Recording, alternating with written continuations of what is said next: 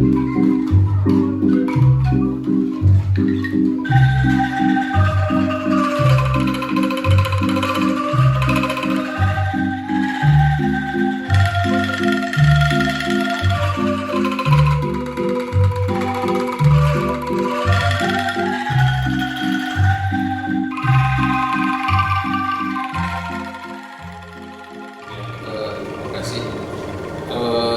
dalam sebuah kapasitas besar, orkestra itu memang tidak hanya menyangkut persoalan-persoalan kompleksitas musikal, tapi juga kompleksitas material dan juga kompleksitas instrumen, dan yang paling prinsip adalah kita juga mengatur kompleksitas cara berpikir orang, reseptor orang, terutama musisi ya, dan bagaimana kita mobilitas kompleksitas itu menjadi satu karakter gitu. Ini memang tidak mudah untuk menggabungkan hal-hal seperti itu dalam niat kita untuk mewujudkan kualitas musik lah kira-kira tersebut. Bermacam-macam pengalaman, karena misalkan begini, tidak hanya di dalam sistem orkestra barat saya, di angklung juga, terutama juga di gamelan juga. Nah, kadang-kadang uniknya di gamelan kita selalu melakukan pendekatan-pendekatan yang lebih sifatnya kultural gitu ya, karena memang kalau di dalam tradisi itu lebih ke persoalan-persoalan interpretasi para senimannya gitu ya. Kita misalkan membuat kerangka atau balungan gending seperti ini, kita mengarahkan dan mereka menginterpretasikan, itu yang umumnya terjadi di dalam kontekstual orkestra tradisi. Dan kebetulan juga misalkan kita berkembang ke yang lebih progresif, misalkan di angklung itu sendiri. Nah, tentunya ini juga sangat tidak mudah, karena di samping juga harus mengatur semua organisasi secara musikal dan orang-orang juga untuk misalkan kita menyatukan sesuatu yang baru, ya tentu juga pendekatannya harus lebih lebih disiplin seperti itu, karena memang apalagi misalkan kita dibenturkan atau dihadapkan kepada para pemain-pemain yang baru, artinya juga di samping harus melakukan pendekatan-pendekatan yang lebih detail, juga kita harus mengenalkan setiap karakter dan sebagainya seperti itu. Nah, ini menjadi satu tantangan sendiri. Sebetulnya tantangannya itu tidak hanya tantangan sebagai seorang komposer, tapi juga tantangan-tantangan di organisasi di luar itu, karena misalkan kedisiplinan waktu perlu diterapkan gitu ya, terus juga konsekuensi kalau orang itu tidak ada bagaimana. Biasanya kalau ini kan layernya ada gitu. Misalnya ketika saya pengalaman di Lutu Kasarun juga, kita bahkan ekstrim ya, kita tidak melakukan layer musisi. Jadi karena waktu itu yang kita lakukan di dalam Lutu Kasarun itu artinya ada setengah berkonsekuensi tradisi, ada setengah memang berkonsekuensi musikal secara utuh. Nah, ini dan kita melakukannya itu dengan musisi yang tanpa layer. Jadi waktu itu ya hoki saja, kami itu melakukan itu. Kalau satu aja pemain keyboard sakit, udah kita deadlock misalkan seperti itu. Nah, ini juga mungkin terjadi. Oleh karena itu memang kalau untuk diorkestrasi, persoalan-persoalan itu sudah mulai, orkestrasi barat maksudnya, persoalan itu memang sudah agak mengikis. Tapi kalau untuk misalkan, saya melihat bahwa di tubuh orkestrasi angklung itu nggak jauh berbeda dengan koneksi-koneksi dan kapasitas perawatan orkestrasi di dalam tradisi juga. Jadi ketika seorang komposer tidak ada, seorang pemain ini tidak ada, tentu menjadi handicap yang paling besar. Nah, ini menjadi satu persoalan bersama, artinya kita juga harus membutuhkan treatment apa ya, ketika misalkan si A, si B itu tidak ada, lantas apakah terganggu orkestra. Tentu ini menjadi sebuah metode atau menjadi sebuah persoalan yang harus memang sekarang dicari solusinya yang lebih efektif seperti itu.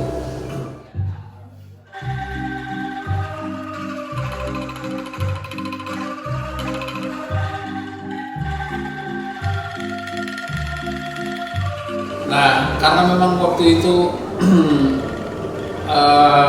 ceritanya juga memang berat ya, seperti ketika kita membahas Lutung Kasarung, karena memang yang dibuatnya juga itu dari naskahnya Pak Edi Iskandar. Dan kita baca dulu naskah itu, memang seperti bahasa yang sangat populis ya, karena memang Pak Edi Iskandar sebagai penulis naskah itu memang mengarahkan potensi karya itu ke populis, sementara ruang yang ada di dalam kehidupan cerita Lutung Kasarung itu temanya bukan tema populis sebetulnya ya. Nah di sini kita harus juga mengangkat bahwa persoalan-persoalan yang lebih berbau kultur ini masuk pada ranah-ranah yang relatif muda. Makanya waktu itu idenya digagas itu para mayoritas itu dari Mojang Jajaka.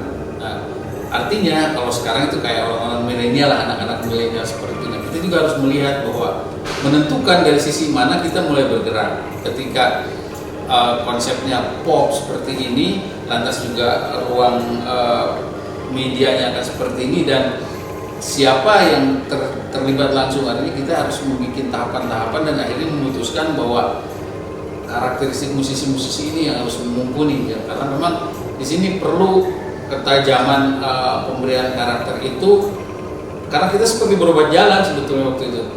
Naskah dibaca, kemudian juga waktu hanya tidak begitu banyak kamu diberikan itu, justru persoalan yang kami dapatkan itu karena menyangkut ratusan orang dan talent semua itu memang bukan hanya orkestra tapi sebuah kegiatan orkestra sekaligus film musikal ya, drama musikal. Artinya keterlibatan si aktor-aktor itu sendiri juga menjadi bagian dari instrumen yang kita hadapi gitu ya. Artinya ya kita harus pandai-pandai mensiasati dan memberikan peluang-peluang siapa yang kira-kira orang itu layak untuk bisa dijadikan si A, si B, si C. Makanya waktu itu tahapan awal yang kita lakukan adalah audiensi tokoh dan lain-lain. Kita bukan audiensi tokoh tapi lebih ke audiensi kepekaan mereka dulu begitu. Akhirnya kita memutuskan si A merequest ini, si A merequest ini, dan kita menempati seperti ini. Dan akhirnya justru kita tidak memprioritaskan dari hal-hal yang lebih spesifik, tapi kita melihat bahwa kita harus berstandar pada ruang waktu yang sebentar gitu. Jadi ketika kita melihat bahwa si A, si B itu kita putuskan untuk jadi Purbalarang, Purbasari dan lain-lain itu karena kapasitas yang dikira-kira secara intelektual mereka memiliki daya serap yang cepat gitu kan kira-kira. Nah makanya ketika kita memilih musisi pun kita harus memiliki musisi yang harus memiliki kapasitas yang saling mendorong, baik dari sisi ide. Jadi kita sebetulnya secara garap masih kita menggunakan treatment pola tradisi. Kita mencoba mendesain ini, lantas apa sih kebutuhan apa, dan kira-kira misalkan detail-detail yang lebih spesifik, entah itu tangga nada dan lain-lain kita remukkan bareng-bareng.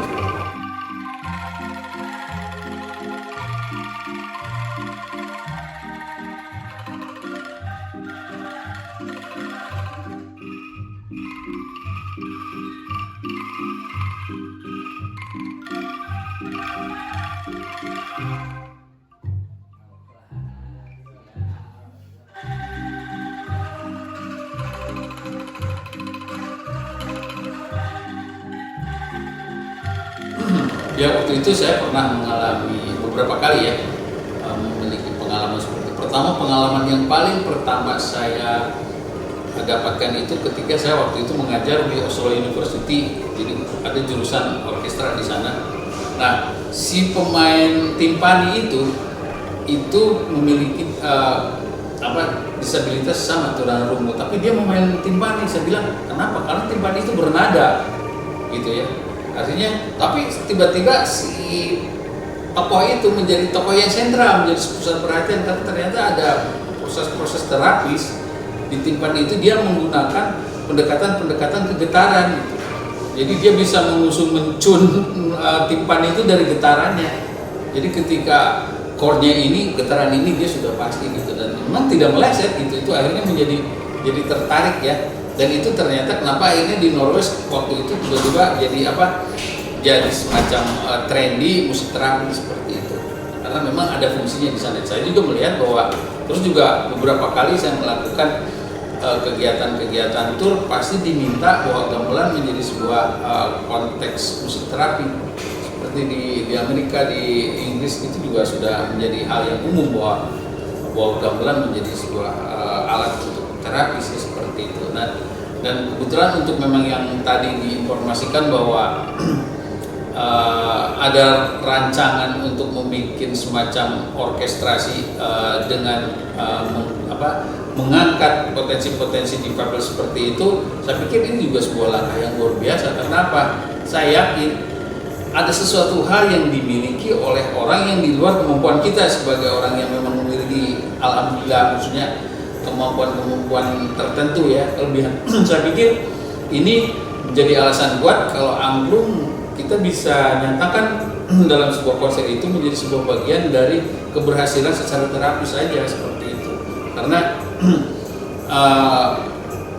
kalau ini memang sudah pasti beberapa metodenya dilaksanakan, orang itu pasti akan bertanya, ini gimana caranya memberikan konsep-konsepsi musikal seperti ini kepada mereka gitu. Ini juga menjadi sebuah catatan yang harus ditulis secara interaktif gitu ya. Jadi kenapa proses ini bisa berjalan dan proses ini bisa dilakukan dengan cara apa, misalnya seperti itu, dan akhirnya secara konteks pertunjukan ini terjadi dan berhasil.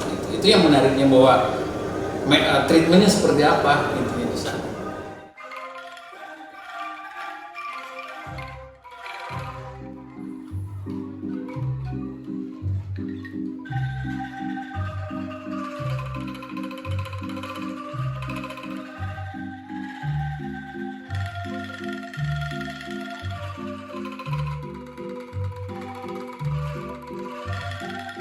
Saya pikir begini ya, kalau sesuatu hal yang baru pasti akan dipertanyakan independensinya gitu. Artinya semakin banyak metode, bagi saya akan semakin banyak pilihan orang untuk menggunakannya gitu ya. Dan itu tentu misalkan begini, kalau metode tentang proses digitalisasi dimasukkan ke dalam sebuah dukungan kinerja untuk membantu kalangan difabel gitu, seperti itu, mungkin ini akan menjadi sebuah langkah yang lebih efektif misalkan di satu sisi gitu. Ya saya pikir kenapa tidak, dan kita semua sebagai pendukung dari komunitas angklung semua harus mendukung loh gitu ya, tidak dalam arti lah nanti ini gimana, nanti ini pasti semua, karena saya yakin itu pasti persoalan-persoalan kebaruan itu pasti selalu dipertanyakan independensinya. Maka kalau saya sih lebih baik dicoba dan dilakukan pengujian-pengujian terus hingga akhirnya metode itu menjadi konsep dan menjadi proses kerja yang betul-betul memberikan ruang aktivitas-aktivitas yang lebih banyak, seperti itu.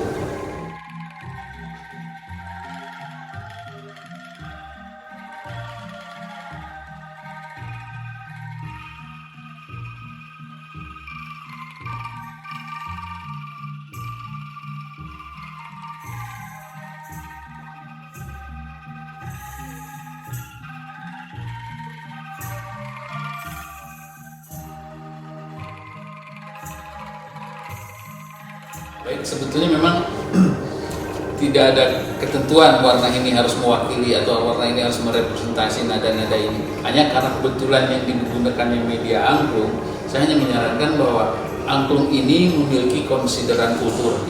Artinya, kalau kita ingin melakukan pendekatan yang lebih memiliki tanggung jawab pendidikan, tanggung jawab kultural dan lain-lain, saya sarankan bahwa setiap warna itu untuk melakukan riset tentang filosofinya seperti apa. Karena di Sunda itu banyak filosofi warna itu memiliki karakteristik tersendiri. Saya pikir inilah yang mungkin bisa kita masukkan warna do misalkan menjadi ini itu ada dasar filosofinya seperti, supaya juga nanti proses literasinya juga lebih kuat dan jelas gitu.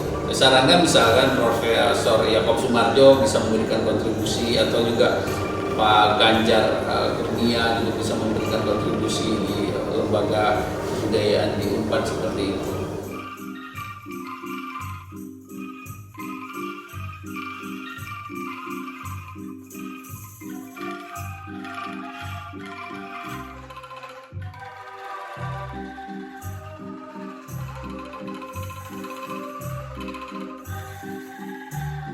Ya, saya pikir kelancaran ini akan memang terus terkontinuitaskan dengan dukungan dan apresiasi masyarakat. Artinya dengan perhatian bahwa layaknya kehidupan yang sehat secara budaya itu sudah bisa kita tingkatkan melalui kegiatan-kegiatan peningkatan apresiasi. Di sini saya sendiri juga menantang bahwa para generasi muda untuk bisa langsung bagaimana sih kok saudara-saudara kita yang difabel juga masuk kepada ruang-ruang kebudayaan yang sebetulnya harus kita ada di garis depan. Ini menjadi satu hal yang menarik kalau misalkan semua orang bisa mengapresiasi, dan saya yakin bahwa kelancaran dan kontinuitas itu tergantung dari kualitas dan apresiasinya masyarakat. Kalau masyarakatnya tinggi, apresiasinya tinggi, kesenian itu akan terawat seperti itu.